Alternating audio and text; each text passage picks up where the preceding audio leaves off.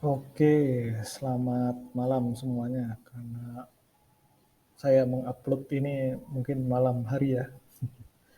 Oke, kembali lagi dengan saya, Akbar Nugroho. Mungkin bisa dipanggil Akbar, yang saat ini sedang aktif di course Pacman, kelas Analytics and Data Science. Oke, ini adalah proyek kedua saya bernama Probability Analysis in Insurance Company. Outline dari project ini adalah introduction, dataset, descriptive statistic analysis, categorical variables analysis, continuous variables analysis, variables correlation, hypothesis testing, dan conclusion. Oke, pertama-tama saya kenalkan diri saya lagi mungkin. Nama saya Akbar ya. Saat ini sedang aktif di course Pacman di Analytics and Data Science. Memang sedang mengusahakan untuk career switching di bidang data.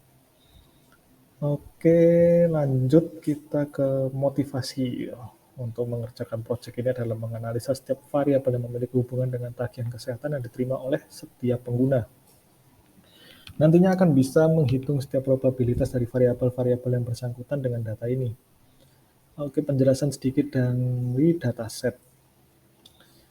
Ya, dataset ini terdiri dari kolom age, sex, BMI, children smoker, region charges. Di sini age adalah umur nasabah, sex adalah gender nasabah, BMI adalah body mass index nasabah dalam kilogram per meter persegi, lalu children adalah jumlah anak yang ditanggung oleh asuransi, smoker adalah apakah nasabah perokok atau bukan, region adalah provinsi dari nasabah. Di sini ada 4 provinsi yaitu Northeast, Southeast, Southwest, dan Northwest.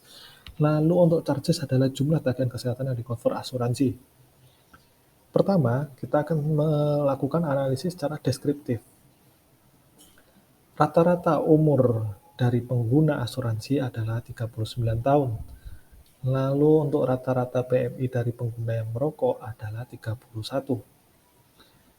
Kita lanjut ke variansi dari data charges.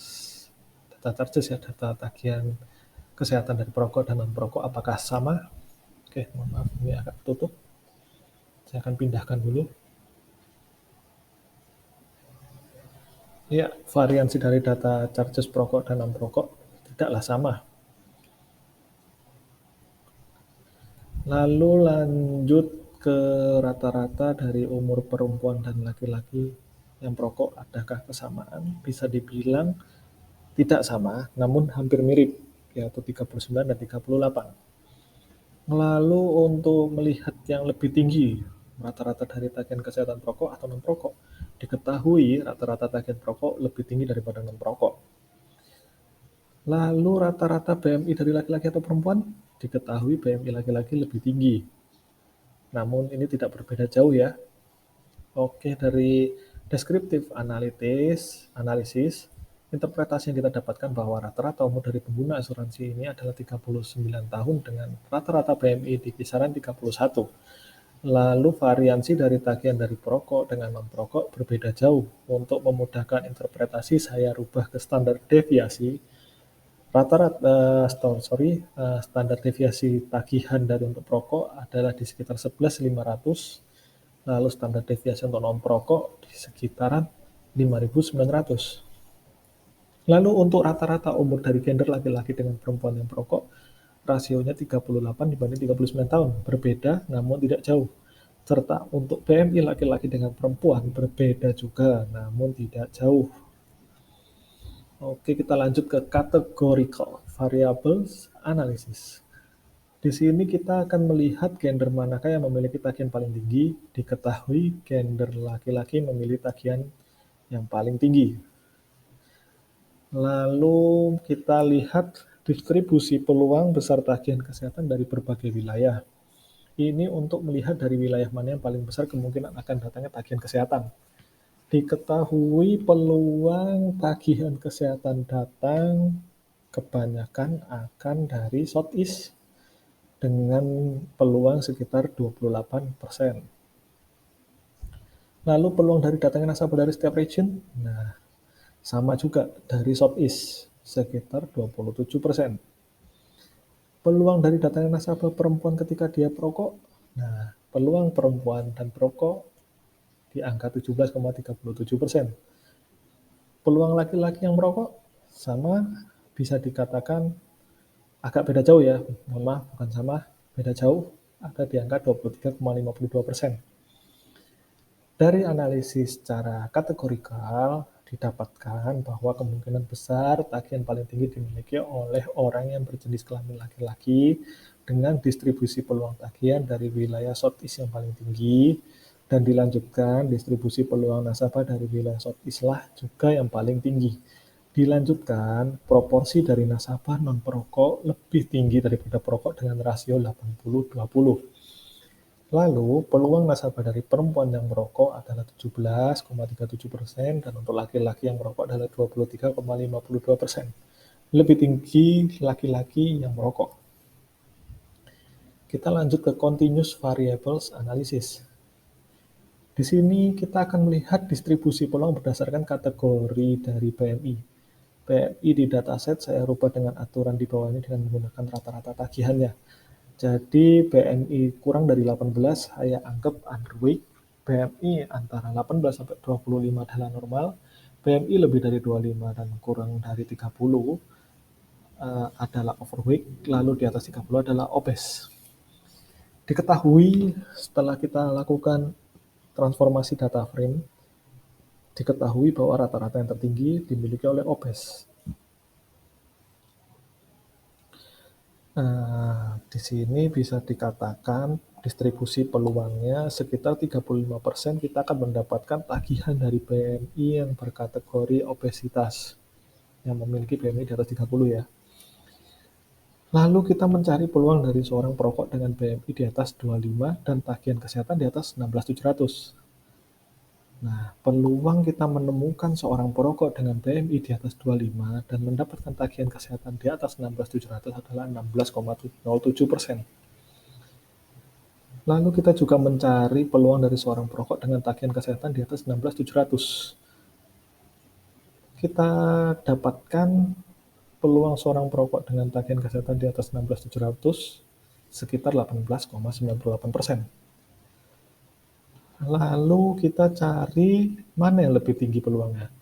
Nasabah seorang perokok dengan PMI di atas 25 atau PMI di bawah 25 dengan tagihan di atas 16.700. Didapatkan lagi bahwa peluang perokok PMI di atas 25, tagihan di atas 16.700 lebih tinggi peluangnya dengan peluang 16,07%. Oke, dari hasil analisis ini didapatkan interpretasi peluang tagihan tertinggi datangnya akan dari nasabah yang memiliki PMI di atas 30 atau kategori obes atau obesitas ya, dengan peluang sekitar 35%. Lalu peluang menemukan seorang perokok dengan PMI di atas 25 dengan tagihan kesehatan yang tinggi di atas 16.700 adalah 16,07%. Peluang menemukan perokok dengan tagihan kesehatan tinggi di angka 18,98%. Lalu nasabah yang memiliki PMI di atas 25 dengan tagihan tinggi lebih mungkin ditemukan daripada nasabah yang memiliki PMI di bawah 25 dengan tagihan tinggi. Dan nasabah perokok yang memiliki PMI di atas 25 dengan tagihan tinggi lebih mungkin ditemukan daripada perokok yang memiliki PMI di bawah 25 dengan tagihan yang tinggi. Setelah kita melakukan analisis secara statistik, kita lakukan variable correlation. Karena di sini saya akan melakukan korelasi antara beberapa variabel dengan tagihan kesehatannya. Oke, kita lanjut. Apakah ada korelasi besaran tagihan kesehatan berdasarkan body mass index? Ada, namun korelasinya lemah bisa dikatakan di angka 0,198. Adakah korelasi besaran tagihan kesehatan berdasarkan usia nasabah? Ada juga, korelasinya positif namun lemah dengan korelasi 0,299. Apakah ada korelasinya besaran tagihan kesehatan berdasarkan jumlah anak yang ditanggung? Nah, ini bisa dibilang hampir tidak berkorelasi, karena nilai korelasinya mendekati 0, di angka 0,06. Nah, dari sini kita coba lakukan hipotesis testing atau statistical test dengan beberapa pertanyaan-pertanyaan yang diajukan. Mohon maaf, bukan pertanyaan ya, pernyataan. Pernyataan pertama, tagihan kesehatan perokok lebih besar daripada non-perokok. Oke, kita lihat. Saya menggunakan library Scipy-Stats, kita lakukan t-test 2 variabel, didapatkan p-value yang kita dapatkan adalah nilainya 1. Nah, karena p-value lebih besar dari alpha, maka kita gagal tolak klaim awal kita. Jadi, bisa dikatakan bahwa secara statistik, tagihan perokok lebih besar daripada non-perokok. Itu pun sudah kita dapatkan di deskriptif analisis.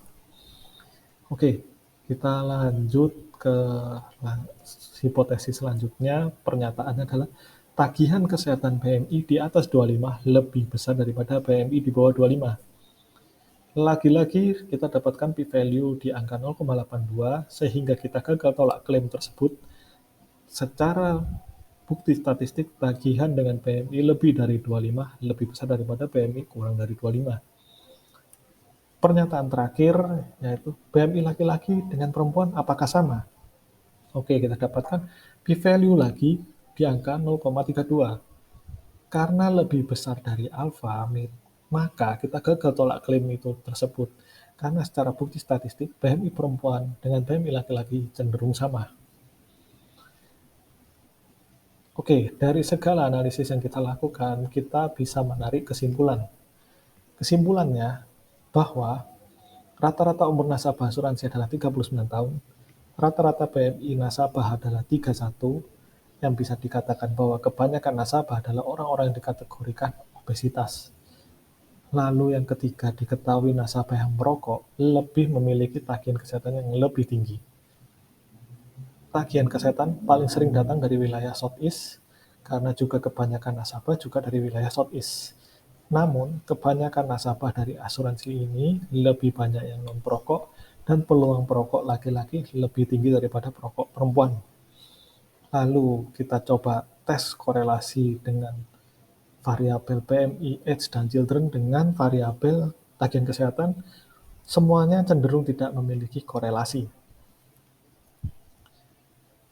Apa yang kita bisa upgrade dari analisis yang sudah saya lakukan? Mungkin ke depannya akan memudahkan interpretasi menggunakan data visualisasi agar lebih mudah dimengerti oleh audiens. Referensi yang saya gunakan dalam melakukan proyek ini adalah jelas course fragment di materi probability 1 dan 2. Lalu saya menggunakan Stack Overflow untuk melakukan data transformasinya. Oke, sekian dari saya dalam menjelaskan proyek saya. Kurang lebihnya mohon maaf. Jika memang ada yang bisa saya kembangkan, mohon tinggalkan sedikit komentar. Saya Akbar Nugroho Rianto, pamit undur diri dan terima kasih.